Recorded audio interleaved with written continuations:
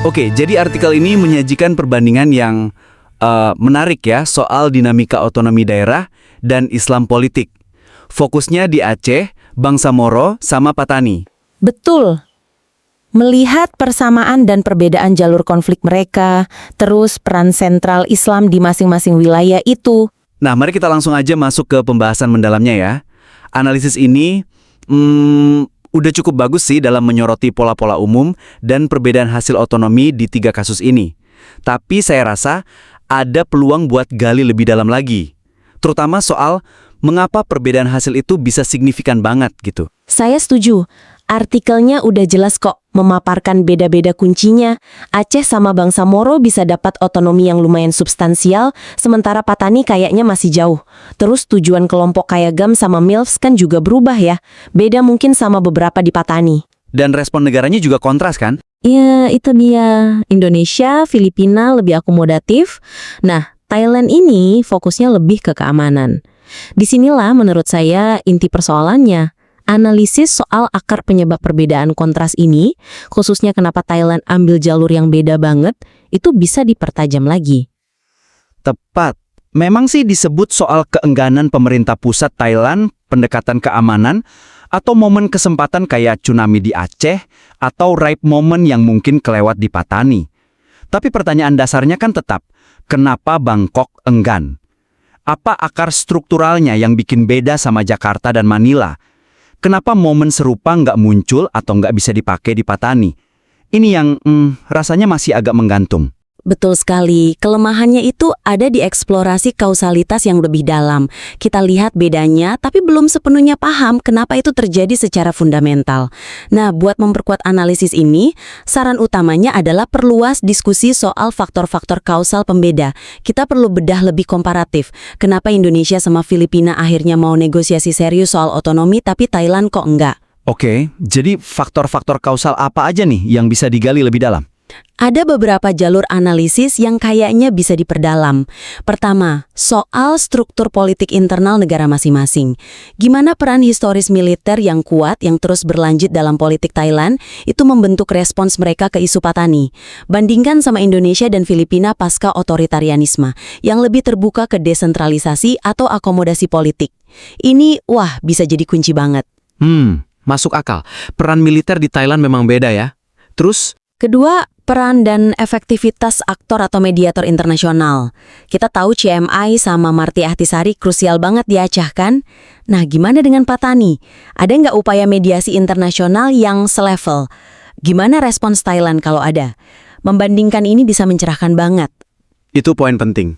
Peran internasional seringkali jadi pembeda, ya kan? Ada lagi? Ketiga, dinamika internal gerakan pemberontaknya sendiri. Artikel udah nyinggung evolusi tujuan GAM sama MILF, tapi bisa digali lebih dalam. Gimana tingkat kohesi internal mereka? Kemauan buat kompromi. Kayak GAM yang geser dari merdeka ke otonomi itu kan penting. Bandingkan sama Patani, mungkin ada fragmentasi atau tujuannya lebih absolut. Ini ngaruh nggak ke kemauan Bangkok buat negosiasi? Keempat, persepsi ancaman dan kepentingan nasional. Gimana masing-masing pemerintah pusat, Jakarta, Manila, Bangkok, memandang gerakan ini? Cuma ancaman keamanan atau ada aspirasi politik yang bisa diakomodasi? Persepsi ini pasti ngaruh ke kemauan negosiasi. Oke. Itu kerangka analisis kausal yang lebih komprehensif jadinya. Nah, gimana contoh konkretnya kalau mau diterapkan di tulisan? Biar lebih kebayang. Tentu. Misalnya nih, buat menyoroti peran mediasi internasional, bandingkan secara eksplisit aja efektivitasnya. Jelaskan detail gimana si MI sukses di Aceh. Sebut juga peran fasilitator, misalnya Malaysia, dalam proses Bangsa Moro. Lalu kontraskan secara tajam sama situasi Patani. Pernah ada mediasi signifikan nggak? Siapa aja yang terlibat? Kenapa kok mungkin gagal atau ditolak Thailand atau nggak jalan aja gitu? Menjawab ini bakal nunjukin bedanya peran aktor eksternal secara nyata. Jadi fokusnya di kontras langsung antar kasus itu ya? Benar. Contoh lain, soal struktur negara.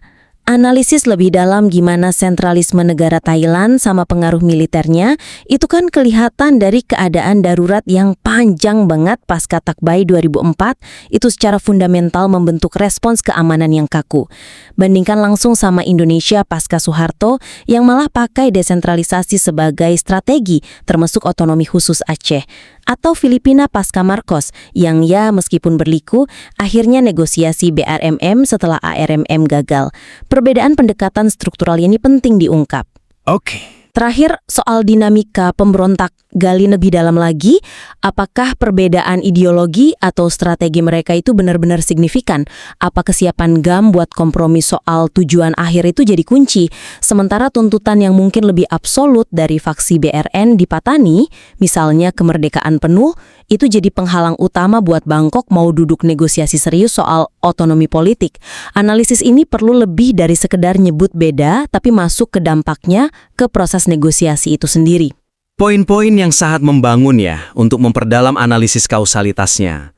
Oke, sekarang kita geser ke elemen kunci lain dalam artikel ini.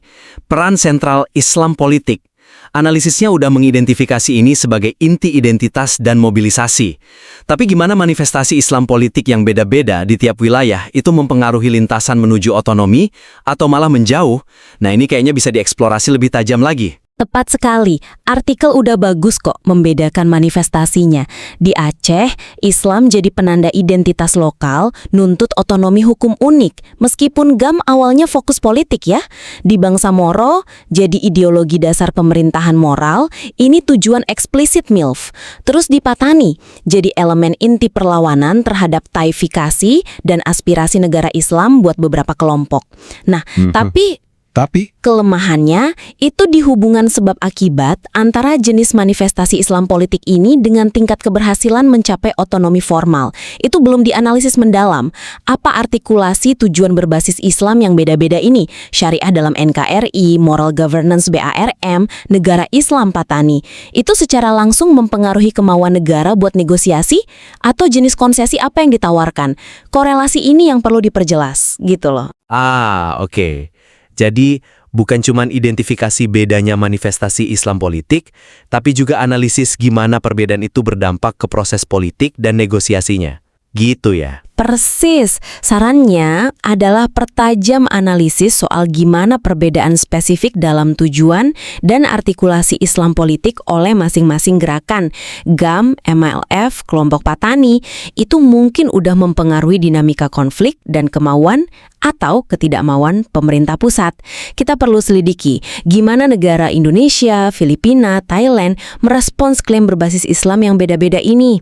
Ada nggak sih bentuk klaim yang dianggap lebih bisa diakomodasi dalam kerangka negara bangsa yang ada? Kayak Pancasila, Konstitusi Filipina gitu. Sementara klaim lain dianggap fundamental mengancam integritas negara atau ideologi nasional, kayak konsep monarki Buddha di Thailand mungkin. Menarik. Ada contoh konkret nggak gimana analisis ini bisa dijalankan? Tentu. Pertama, bandingkan proses negosiasi dari sudut pandang framing Islamnya. Gimana GAM, yang awalnya mau merdeka, akhirnya bisa deal otonomi khusus dengan formalisasi syariah lewat UU 11 2006 yang diterima Jakarta. Ada pergeseran framing Islam nggak selama negosiasi? Kontraskan sama MILF yang negosiasi BRMM Bol 2018 dengan mandat eksplisit moral governance. Gimana framing ini dinegosiasikan dan diterima Manila? Ada beda signifikan nggak cara Islam dibingkai yang ngaruh ke hasil akhir? Terus gimana dengan Patani dalam perbandingan ini? Kan mereka belum dapat otonomi ya? Nah, itu poin kedua. Analisis secara lebih mendalam kenapa aspirasi negara Islam Melayu independen yang diusung beberapa kelompok di Patani itu mungkin jadi penghalang yang jauh lebih besar buat negosiasi sama Bangkok dibanding tuntutan GAM atau MILF di konteks mereka. Apa ini murni karena sifat tujuannya yang dianggap lebih radikal oleh Thailand? Atau ada faktor lain, kayak fragmentasi gerakan di Patani sendiri, atau persepsi spesifik Thailand soal Islamisme yang beda dari Indonesia atau Filipina? Membedah ini penting banget.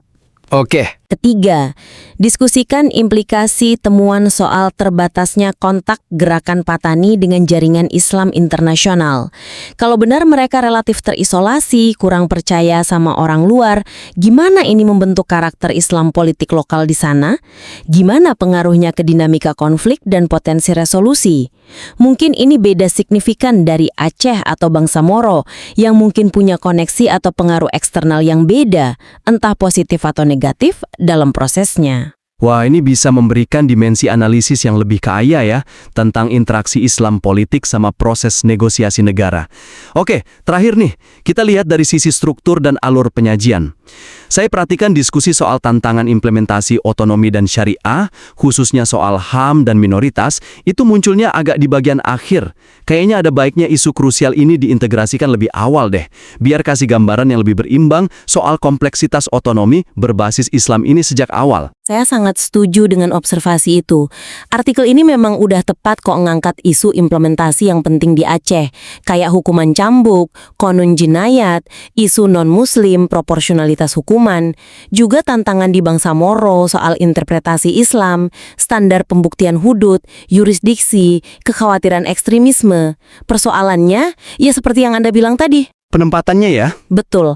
Kelemahannya ada di penempatan pembahasan ini di bagian akhir, membuatnya terasa agak kepisah dari narasi utama soal pencapaian otonomi itu sendiri.